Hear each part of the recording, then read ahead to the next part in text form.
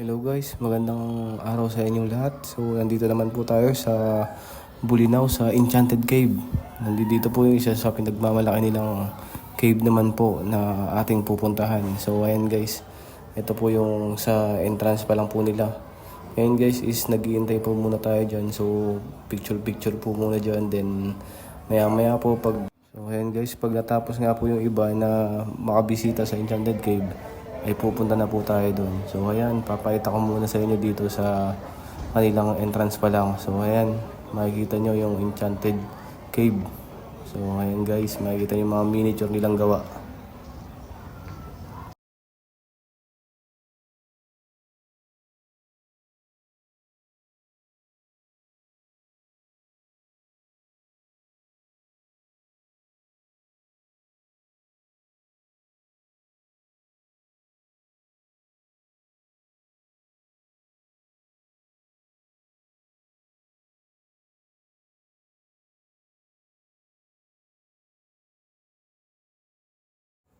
So ayan, pagkatapos nga po natin dyan silipin yung mga miniature nilang mga bahay na ginawa dyan sa cave na yan.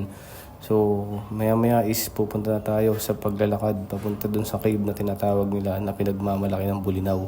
Kasi sobrang dami pong tao na napupunta dun kaya kailangan nating maglakad ng medyo malayo-layo din. So ayan na guys, nandito na tayo sa Enchanted Cave.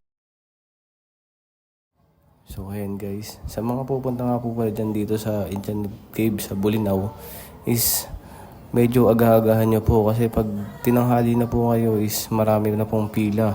So medyo may hirapan na po kayo kasi po dun po pagdating po sa falls is meron pong nakaalat na oras, limitado lang po, nasa 15 minutes lang po yung kailangan nyo itagal dun sa falls kasi sobrang daming bumibisita. Pinagbibigyan nga po lahat ng mga pupunta dyan. Siyempre, malayo pa yung pinanggalingan ng iba para lang ma-experience yung cave na yan. So, sobrang lamig nga po ng tubig dyan. Hindi kayo magsisisi kapag napuntahan nyo yan. So, ayan guys. So, maya lang is malapit na tayo dun sa pababa na tinatawag nila.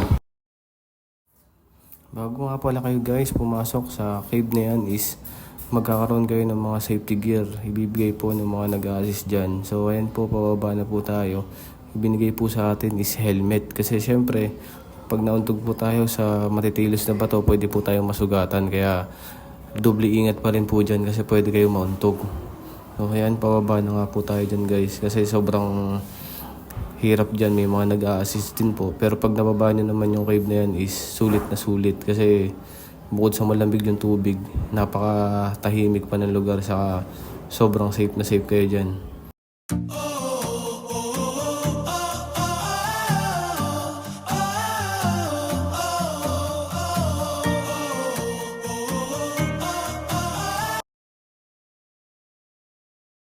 So ayan na nga po guys, malapit na tayo makarating dun sa cave na napakaganda. So ayan guys, may mga tao pa pong naliligo. So hindi pa po tayo agad pwedeng maligo dyan kasi iintayin po natin silang umakyat bago po tayo mag next na group. Ay syempre medyo crowded po yan kapag naligo po agad tayo. So maya lang is pwede na tayo dyang maligo. So makikita nyo ngayon guys yung mismong ng falls.